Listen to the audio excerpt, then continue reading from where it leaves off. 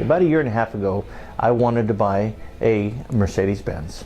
Instead of going out and buying a brand new one, I went ahead and thought the best way to do that is to buy a used Mercedes. I thought I got a great deal.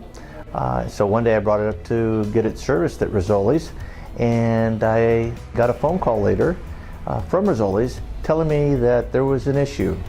I went in for some basic service in the brakes, and they asked me if I could come down and they could explain to me what they had found. So I came down to Rizzoli's, and they walked me step through step and actually showed me the parts that were damaged. I felt a lot better.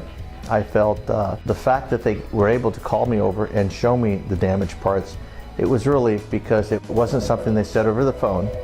They showed me firsthand. I felt comfortable with that, and I trusted what they had told me, and went ahead and we repaired the damages, and it worked out perfect. I feel comfortable bringing my cars here, and I think the reason that is because the atmosphere, first of all, very friendly, and they make you feel like you're at home. My name is Rico Flores, and I am a Rizzoli's customer.